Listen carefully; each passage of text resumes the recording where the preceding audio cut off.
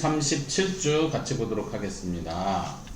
37주는 맹세에 대한 이야기를 계속 이어서 하는데, 지난 시간에 36주에서 우리가 제3계명, 10계명 중에 3계명 여호와의 이름을 망령되게 일컫지 말라, 이 부분을 배우면서 그게 무슨 뜻이냐, 하나님께서 의도하신 바가 무엇이냐 할 때 저주나 거짓맹세 또는 불필요한 서약으로 하나님의 이름을 욕되게 하지 말라, 이런 부분을 배웠었어요. 그래서 오늘은 그 맹세와 연관된 두 가지 질문에 대해서 더 다루고 그 다음에 4계명으로 넘어갈 겁니다. 오늘 37조 101문답 읽어봅시다.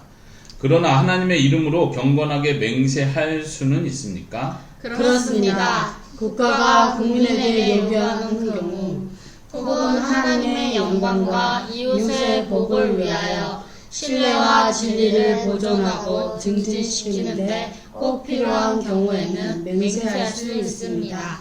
그러한 맹세는 하나님의 말씀에 근거한 것이며, 그렇기에 구약과 신약의 성도들도 이것을 옳게 사용해 왔습니다. 네, 3계명을 이야기하면서 하나님의 이름을 함부로 일컫지 말라 하면서 맹세에 대한 경고를 했었는데, 함부로 맹세하면 안 된다, 거짓 맹세하면 안 된다. 근데 이제 이 질문은, 그러면 아예 맹세를 하면 안 됩니까? 신자들은, 믿는 사람들은 하나님의 이름으로는 아예 맹세하면 안 되는 겁니까? 라고 했을 때 그건 아니라고 말하는 거예요. 맹세할 수 있다고 대답하는 거예요. 그러면서 몇 가지 조건을 걸죠. 먼저는 국가가 국민에게 요구하는 경우가 있어요. 정당하게, 합리적으로 요구하는 거예요. 예를 들면 하나님을 배신해라 이렇게 요구하는 게 아니라 정당하게 자신의 거짓과 참을 공표할 수 있도록 하기 위해서 맹세를 요구할 경우. 예를 들면 오늘날도 그러죠. 법정에 가서 증인으로 말할 때 맹세를 먼저 시키죠. 참된 것에 대해서 국가가 정당하게 요구하는 범위 안에서는 우리도 맹세할 수 있고 또 해야 된다, 이렇게 이해하시기 바랍니다. 거기서 또 표현하기는요, 국가가 요구하는 건 또 하나님의 영광과 하나님의 명예를 위해서, 또 혹은 이웃을 위해서, 이웃의 복 혹은 이웃의 안녕을 위해서 신뢰와 진리를 보존하고 증진시키는 데 필요한 경우 할 수 있다는 거예요. 그러니까 이 10계명 중에 3계명은 우리가 흔히 말하는 친구들끼리 놀다가 싸우다가 나 안 그랬거든, 진짜 내가 안 그랬거든, 맹세한다, 이런 식으로는 함부로 말하는 게 아니에요. 그냥 나 진짜야 여기까지만 얘기해야지, 이거 진짜 나 안 그랬어 여기까지만 얘기하지, 맹세한다는 표현 자체는 나보다 더 크신 분, 사람의 마음을 아시는 그 하나님을 불러오는 거예요. 증인으로, 그분이 나의 증인입니다 라고 하는 거기 때문에 우리가 함부로 하나님의 이름을 그런 데서 사용하지 않도록 해야 된다는 거예요. 마지막 부분, 그러한 맹세는 하나님의 말씀에 근거한 것이며, 그렇기에 구약과 신약의 성도들도 이것을 옳게 사용해 왔습니다. 구약에서는 맹세한 사람들이 여러 번 나와요. 많이 나오기 때문에 이거는 반대하는 사람은 없지만, 어떤 사람들은 신약에 와서는 이제 맹세 자체도 없어져야 된다 이렇게 말하는 사람들이 있죠. 그렇게 말하는 사람들은 왜 그러냐면, 예수님께서 이런 말씀을 하셨어요. 하늘로도 맹세하지 말라, 땅으로도 맹세하지 말라, 성전, 예루살렘 성전으로도 맹세하지 말라, 이렇게 하면서 아무 맹세도 하지 말고 예, 아니오만 대답해라 이렇게 말했고, 여기서 지나치는 거는 죄다 이렇게 말씀하셨기 때문에 사람들의 생각에 신약에서는 아예 맹세를 하면 안 된다 이렇게 생각하는 사람도 있지만 그건 아니에요. 왜냐하면 실제로 사도 바울도 하나님을 증인으로 불러서 하는 표현들이 있어요. 한번 성경 구절 그 아래에 있는 거 찾아볼까요? 146페이지 로마서 1장 9절 로마서 1장 9절 한번 읽어보겠습니다. 같이 시작. 내가 그의 아들의 복음 안에서 내 심령으로 섬기는 하나님이 나의 증인이 되시거니와 항상 내 기도에 쉬지 않고 너희를 말하며. 지금 사도 바울이 내가 너희를 위해서 기도한다, 내 기도할 때 항상 너희에 대해서 기도하고 있다, 이거를 확실하게 하기 위해서 하나님을 증인으로 부르는 거야. 하나님이 나의 증인이 되신다, 이런 표현은 함부로 하면 안 되죠. 그냥 가벼운 얘기를 할 때 이런 얘기를 하는 게 아니에요. 이거 확실하다는 걸 표현하는 거죠. 이게 맹세의 기본적인 어떤 의미를 포함하는 거예요. 그런 의미에서 사도 바울도 이런 표현들, 혹은 그 아래 더 내려가면 고린도 후서 1장 23절 있어요. 네. 거기도 한번 읽어보겠습니다. 시작. 내가 내 영혼을 두고 하나님을 불러 증거하시게 하노니 다시 고린도에 가지 아니한 것은 너희를 아끼려 함이라. 네. 그러니까 지금 이 상황이 굉장히 그 당시로 따지면 논란이 되는 상황인 거예요. 내가 사도 바울이 왜 고린도에 안 오냐? 여기 사도 바울이 복음을 전했다고 하는데 안 오는 이유가 뭐냐? 다른 문제가 있는 거 아니야? 사도 바울이 어떤 사도성 자체에도 의심받으면서 어떤 오해가 쌓이는 상황에서 자기를 증명하는 거예요. 이건 확실히 내가 고린도에 안 간 건 다른 이유가 아니라 너희의 유익을 위해서 그런 거다. 이건 하나님이 증인이 되신다. 이건 맹세 수준에서 사도 바울이 하는 표현이 하나님의 이름을 거론하는 거죠. 그러면 십계명에 하나님의 이름을 함부로 말하지 말라는 거 어긴 건가요? 그게 아니란 얘기예요. 그래서 신약에서 예수님과 혹은 야고보서에서도 맹세를 함부로 하지 말라고 한 건 말 그대로 하나님의 이름을 함부로 부르지 말라는 거지, 맹세 자체를 아예 하면 안 된다. 법정에서도 맹세는 절대 하지 마라. 이런 의미는 아니라는 거예요. 중요한 때는 맹세해야 되고, 더 중요한 건 크리스찬은 그 맹세에 대해서 확실한 거에 대해서만 맹세해야 한다. 왜?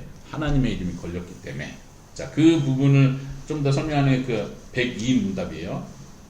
질문 읽어보겠습니다. 성인이나 다른 피조물로도 맹세할 수 있습니까?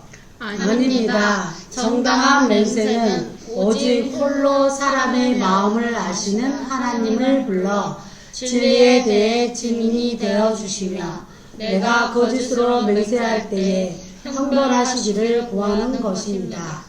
이러한 영예는 어떤 피조물에게도 돌아갈 수 없습니다. 자, 이 논리를 잘 보십시오.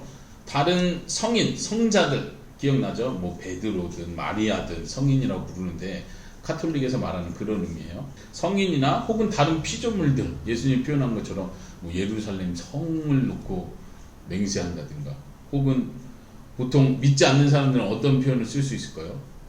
내 이름을 걸고 맹세한다 이럴 수도 있겠죠. 그건 완전 교만한 표현이죠. 왜냐하면 여기서 표현하는 것처럼 맹세라는 건 마음을 살피시는 하나님, 그리고 진짜로 그 마음을 아시고 이게 참인지 진리인지를 판단해 주실 수 있는 최고의 높으신 분을 부르는 게 맹세예요.